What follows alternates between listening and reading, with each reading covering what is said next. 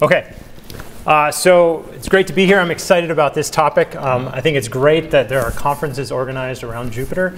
And I think this idea we've heard about with Jupyter notebooks already and Jupyter in general of reproducibility is something that's a really key feature in Jupyter. This work is both myself and Colin Brown. I told him he has to do a live demo today, so you'll see him later. I get out of that, but before we get there, I'd like to talk about what I mean by reproducibility. And this term has a lot of different meanings. People talk about replication, so replicating a scientific study independently in lab environments and things like that. You can sort of repeat something, just rerun something. With reproducibility with notebooks, we're mostly concerned with given code and given data, can I check the results? Can I rerun what's out there?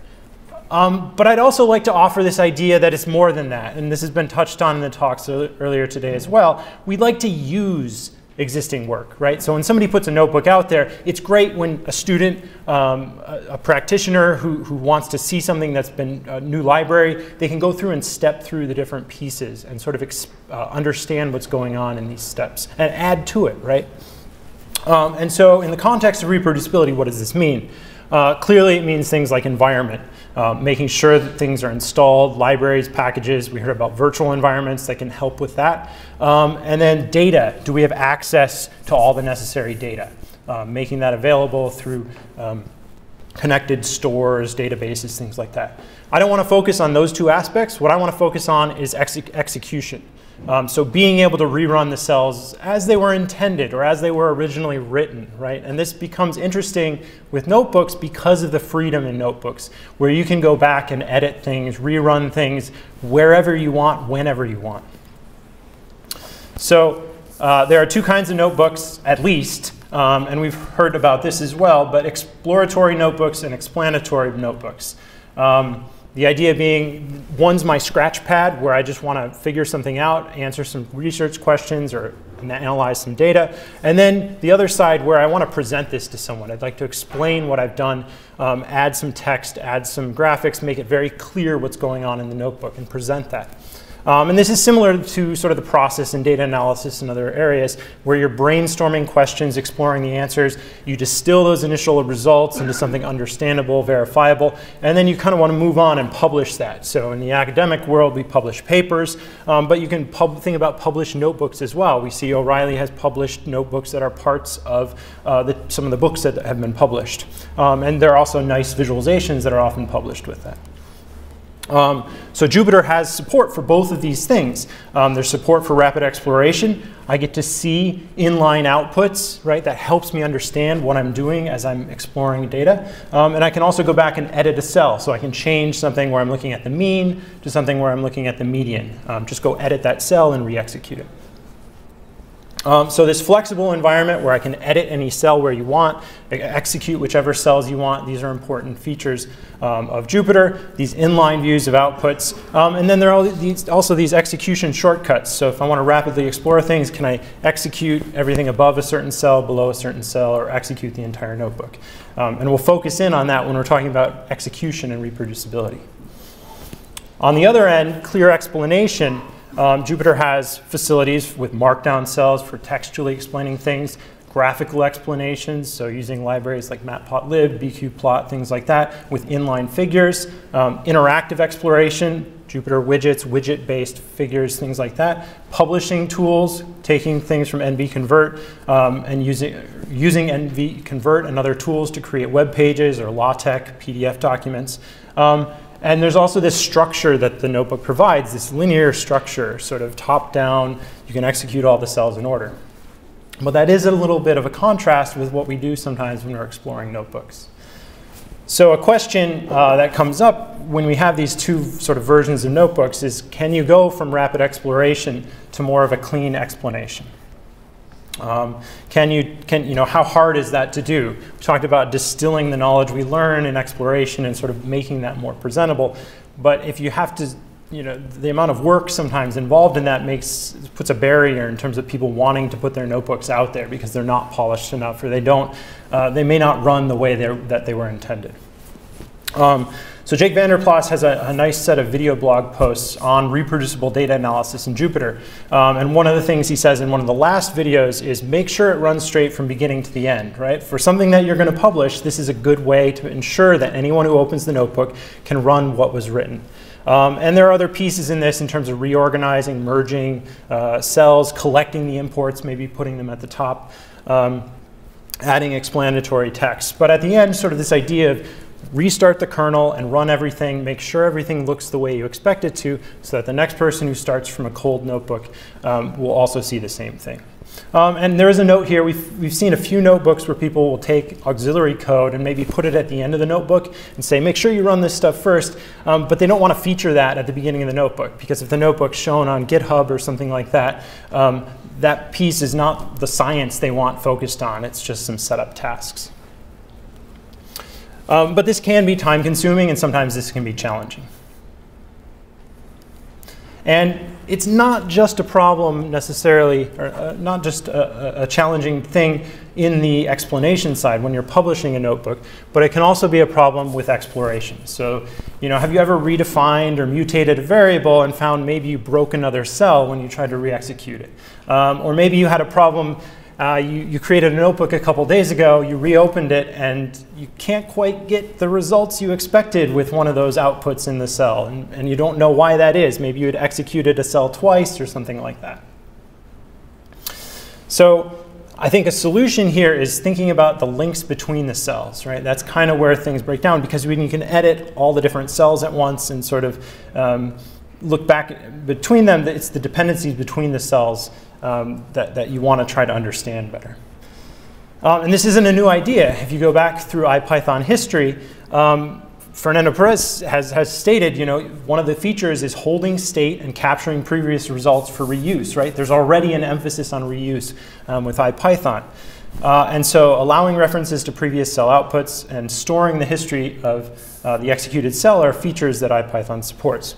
And it also has some nice shortcuts to reference past cells, or past items. So things like out of a number, whichever the cell number it is, gives you the output from that cell.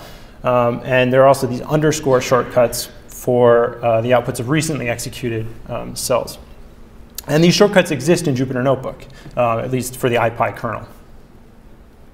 But I'd argue most people don't always use them, right?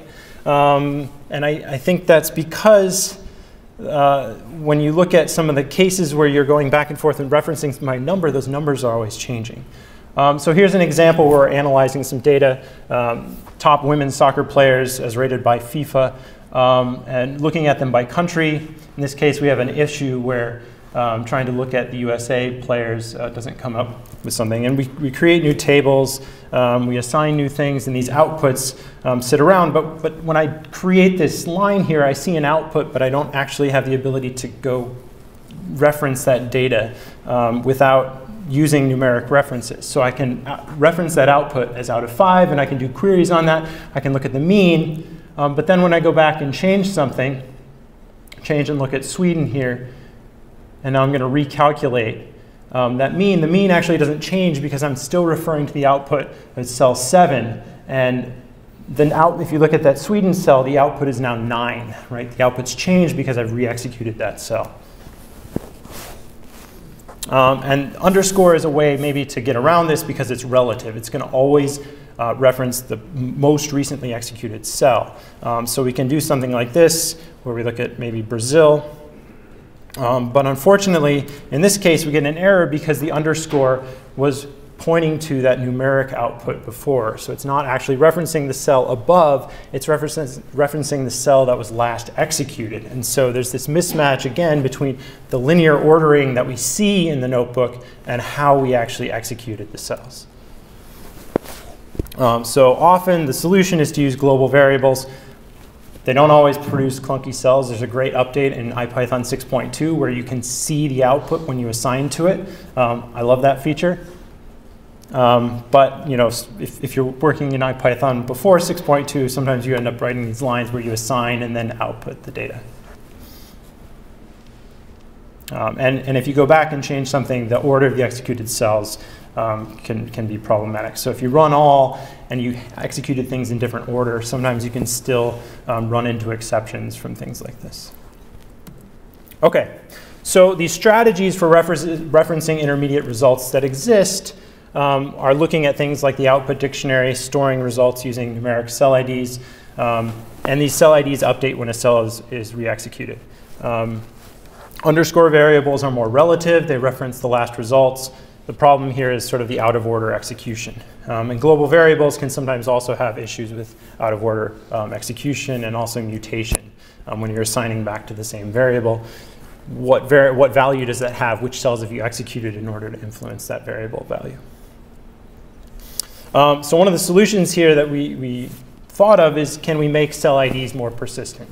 Can we have each cell assigned a unique ID when it's created and it stays the same regardless? So no matter when you execute it, it's going to keep the same ID.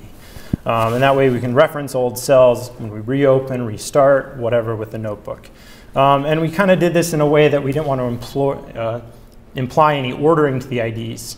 And so we just sort of used sort of a random integer in hex to sort of reinforce this idea. You could use numeric IDs, but the hex looked, I don't know, more hackerish or something. And so this is an example of sort of showing the same example with these, this sort of retooled cell ID structure. And one of the things you might notice is this line right here. I'm referencing cell 3FBFCD, which is actually at the bottom of the notebook right here. And this code will still actually run because I'm referencing that cell. It's not dependent on any relative ordering in the notebook. But without the top-down convention, how do we run these cells in the right order? We now have unique references to the cells. We know which cells need to be run to allow a cell to execute. So we can sort of look, oh, you want the output from this cell. We go execute that cell, and we can actually kind of do this recursively. So if we haven't run a cell yet, we just go look up what the code for that cell was, send it to the kernel, have the kernel execute it, and sort of recurse as necessary. So if you haven't executed anything in your notebook, we can sort of trace all the links back and execute everything. And this is an idea that's very similar to Dataflows or functional programming. So I like to think of Dataflows. That's something that I've done research on. But these little boxes that you connect from inputs to outputs. And so one box computes some outputs. You plug those into the inputs of another box. And the data flow execution then can be bottom up. I want a certain result on the bottom. I need to execute all the things, make sure all the inputs to that cell or to that box are up to date before I can run that.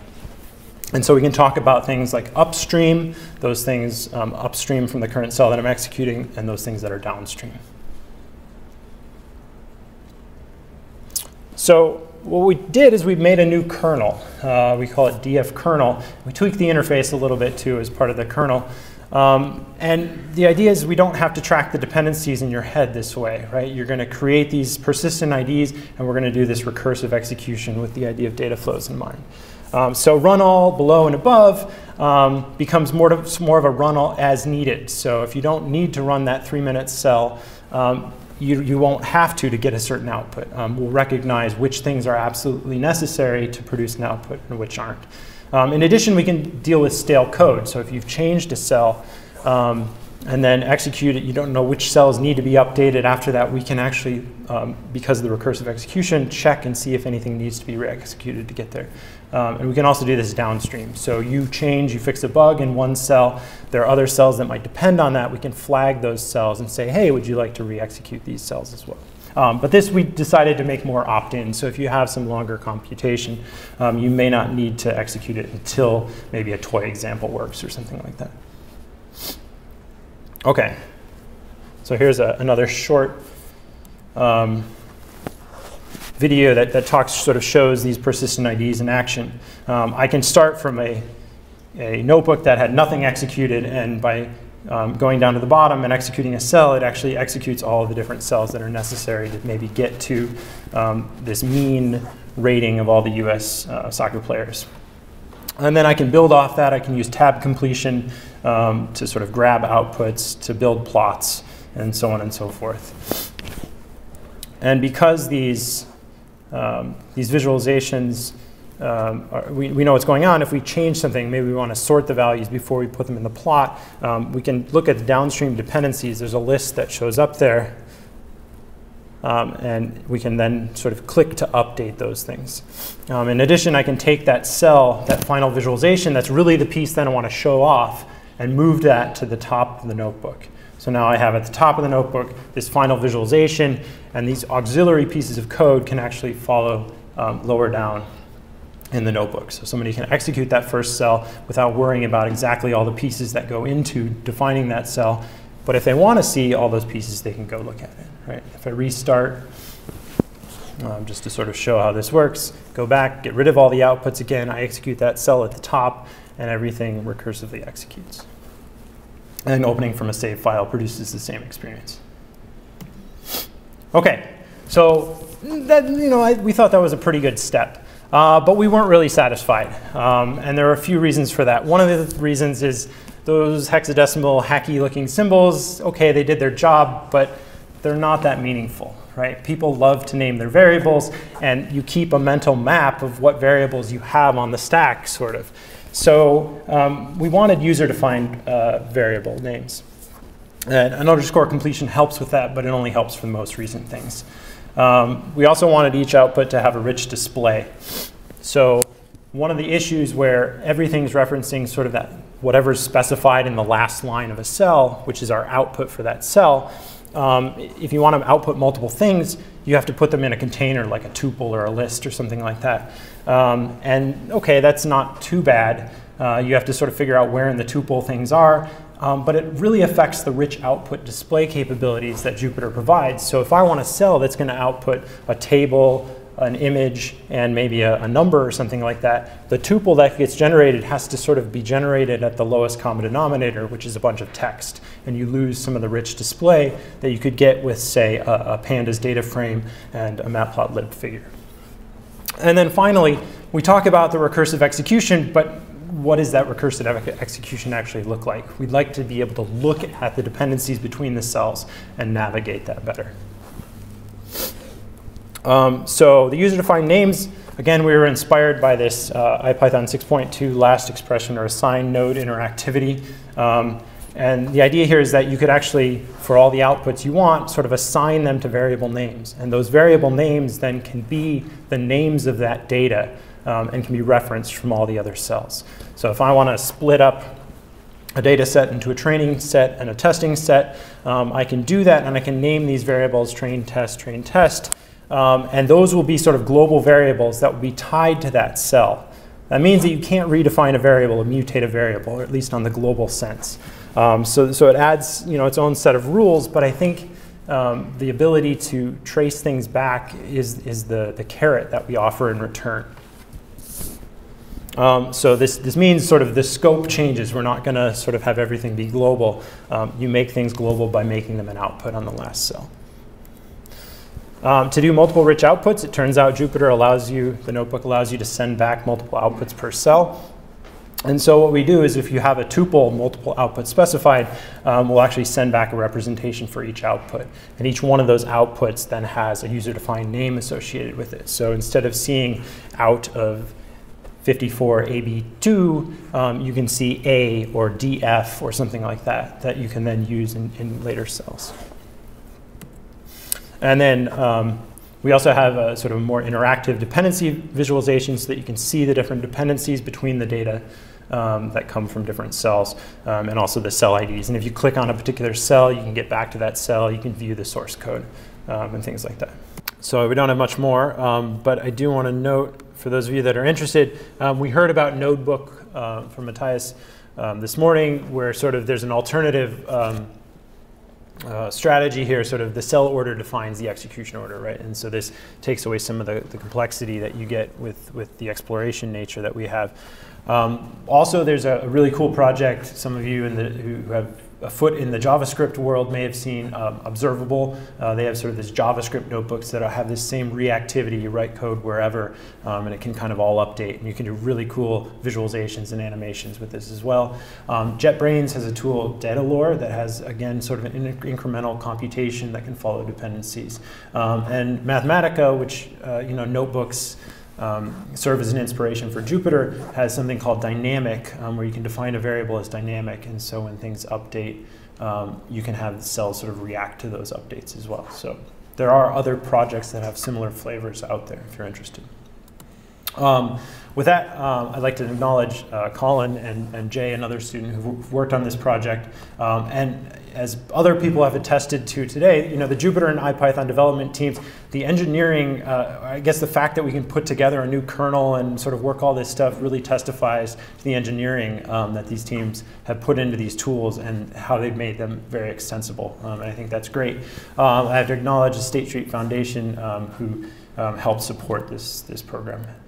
With that, I can point you to the website, dataflownb.github.io, for more information. We haven't put up the new version yet. We're testing a few things, working on a few bugs, but it should be up soon. And I'd be happy to take any questions.